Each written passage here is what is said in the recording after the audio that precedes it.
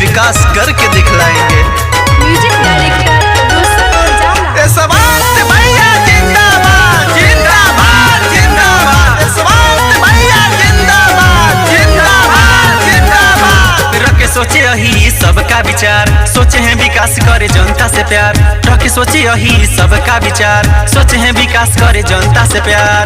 स्वर्गीय श्री राकेश जी के भाई होनहार, जन जन के पुकार यशवंत भैया अब की बार, जन जन के पुकार गप्पू भैया अब की बार, जन जन के पुकार यशवंत भैया अब की बार। यशवंत भैया जिंदाबाद जिंदाबाद जिंदाबाद, यशवंत भैया जिंदाबाद जिंदाबाद जिंदाबाद। हमारा नेता कैसा हो यशवंत भैया जैसा हो, हमारा नेता कैसा हो यशवंत भैया जैसा हो।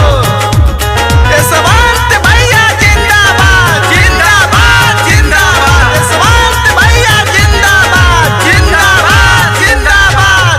सब ही के साथ चाही होई भलाई, केहू नहीं रही पीछे देत बानी दुहाई। सब ही के साथ चाही होई भलाई, केहू नहीं रही पीछे देत बानी दुहाई।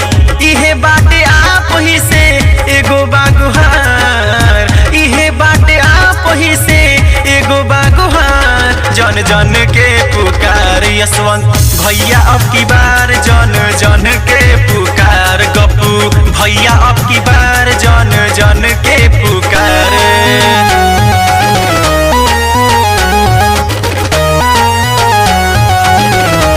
यशवंत भैया जिंदाबाद जिंदाबाद जिंदाबाद, यशवंत भैया जिंदाबाद जिंदाबाद जिंदाबाद। रोशन उजाला।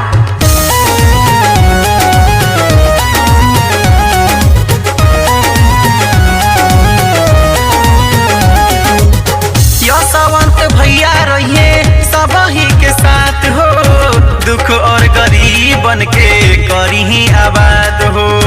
यशवंत भैया रहिए सब ही के साथ हो, दुख और गरीबन के करी ही आबाद हो।